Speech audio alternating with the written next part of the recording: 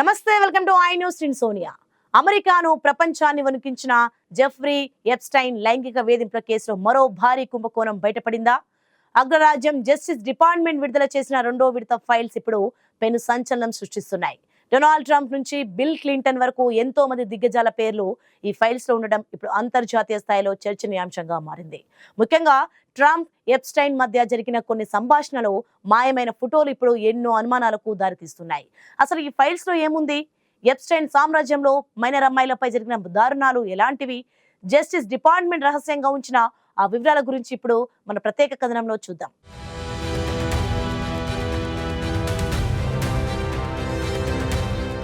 America చరిత్రలో అత్యంత చీకటి అధ్యాయంగా మిగిలిపోయిన జెఫ్రీ ఎప్స్టైన్ కేసులో నిజాలు ఒక్కొక్కటిగా బయటకు వస్తున్నాయి. అధ్యక్షుడు డొనాల్డ్ ట్రంప్ సంతకం చేసిన కొత్త పారదర్శకత చట్టం ప్రకారం జస్టిస్ డిపార్ట్మెంట్ తాజాగా రెండో విడత రికార్డులను బహిర్గతం చేసింది. ఈ ఫైల్స్ లో వేల కొద్ది ఫోటోలు, ఇన్వెస్టిగేషన్ డాక్యుమెంట్లు, ప్రయాణ రికార్డులు ఉన్నాయి. అయితే వీటిలో చాలా చోట్ల పేర్లను రహస్యంగా ఉంచడంపై బాధితులు, వారి తరపు న్యాయవాదులు ఆగ్రహం వ్యక్తం చేస్తున్నారు. అసలు ఈ ఫైల్స్ లో ట్రంప్ కు సంబంధించిన ఒక ఫోటో కనిపించి ఆ తర్వాత వెబ్సైట్ నుంచి మాయమైపోవడం ఇప్పుడు సోషల్ మీడియాలో ప్రకంపనలు సృష్టిస్తోంది. ఈ రికార్డుల ప్రకారం ఎప్స్టైన్ మైనర్ అమ్మాయిల ఐడి కార్డులను తనిఖీ చేసేవాడని, కానీ అది వారిని రక్షించడానికి కాదు, వారు 18 ఏళ్లలోపు వారేనా అని నిర్ధారించుకోవడానికి అని బాధితులు సాక్ష్యం ఇచ్చారు. ఒకవేళ అమ్మాయిలు 18 ఏళ్లు దాటితే వీరు చాలా ముసలివారు, నాకు వద్దు అని ఎప్స్టైన్ తిరస్కరించేవాడని విస్తుపోయే నిజాలు బయటపడ్డాయి. ఈ అక్రమ రవాణాలో ఎప్స్టైన్ భాగస్వామి గూసెన్ మాక్వెల్స్ కీలక పాత్ర పోషించేదని, అమ్మాయిలను ఎంపిక చేయడం నుంచి వారికి డబ్బు ఆశ చూపడం వరకు అంతా ఆమె చూసుకునేదని సాక్ష్యాలు చెబుతున్నాయి. అలాగే బిల్ క్లింటన్ ఒక అమ్మాయితో ఉన్న ఫోటోలు కూడా